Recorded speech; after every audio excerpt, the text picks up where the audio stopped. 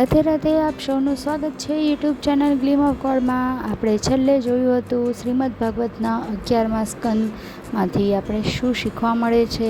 આજે આપણે જોઈશું 11મા સ્કંદની સર્વપ્રથમ કથા, યાદવોની ઋષિઓનો શાપ।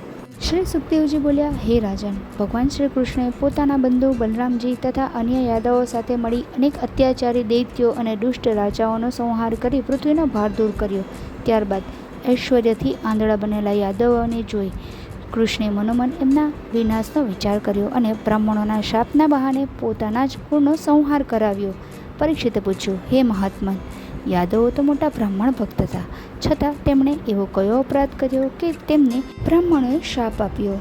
કૃપા કરી આ વિશે મને વિસ્તારથી જણાવો। શ્રી સુખદેવજી બોલ્યા, આનંદમાં વ્યસ્ત રહેતા છતાં પણ કૃષ્ણનું ચિત્ત ઉક્ત પ્રયોજનમાં લાગેલું રહ્યું। એમણે યજ્ઞાદિ કર્મ નિમિત્તે અનેક મોટા મોટા ઋષિઓને દ્વારકા બોલાવ્યા। યજ્ઞ પૂર્ણ થતાં બધા ઋષિઓ દ્વારકા નજીક જ આવેલા પીર્ણદારક તીર્થ ગયા। ભગવાન શ્રી હરિની પ્રેરણાથી એક વખત ઐશ્વર્યથી ઉચ્છખલ બનાવેલા યાદવ કુમારોએ એ ઋષિ પાસે પહોંચ્યા। તેઓ સામને સ્ત્રીના વસ્ત્રો પહેરાવી ઋષિ પાસે લઈ ગયા અને પૂછ્યું, હે બ્રાહ્મણો, આ સ્ત્રી ગર્ભવતી છે, પરંતુ તમને પૂછતા શરમાઈ રહી છે। તમારું જ્ઞાન અમોઘ છે, તમે સર્વજ્ઞ છો, માટે તમે જણાવો કે એને પુત્ર થશે કે પુત્રી? ઋષિઓએ ધ્યાનમાં જાણી લીધું કે આ તો પુરુષ છે અને આ બધા યાદવો અમારી મસ્કરી કરે છે।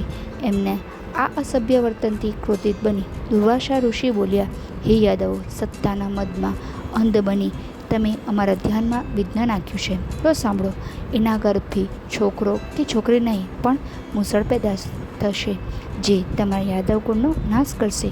મુનિઓનો શાપ સાંભળી એ યુવાનો ગભરાઈને ત્યાંથી પાછા ફર્યા।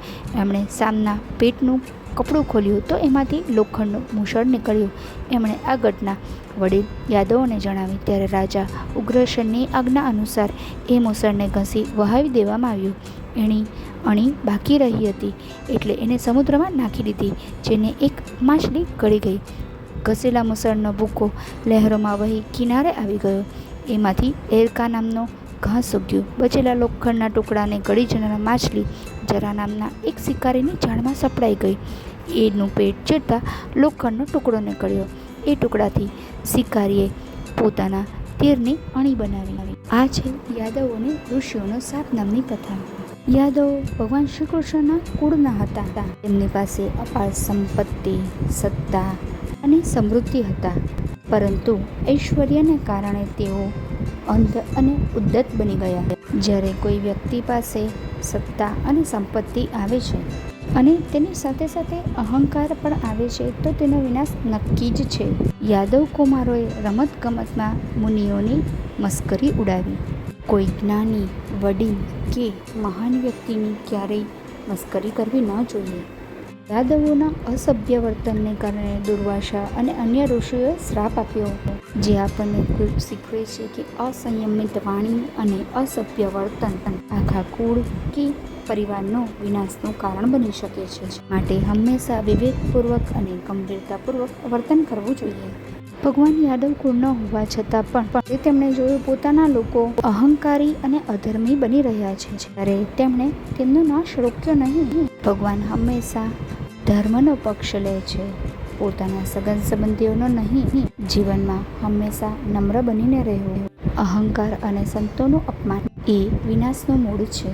આ છે સંપૂર્ણ કથાનો સાર। જો આપને આ વિડીયો પસંદ આવ્યો હોય તો વિડીયોને લાઈક કરજો, શેર કરજો અને મારી ચેનલને સબસ્ક્રાઈબ કરવાનું ભૂલતા નહીં। મારા તમામ સબસ્ક્રાઈબરોને મારો હૃદયપૂર્વક આભાર। તો ફરી મળીશું। બોલીએ શ્રી કૃષ્ણ કનૈયા લાલ કી જય, લક્ષ્મી નારાયણ દેવ કી જય। રાધે રાધે।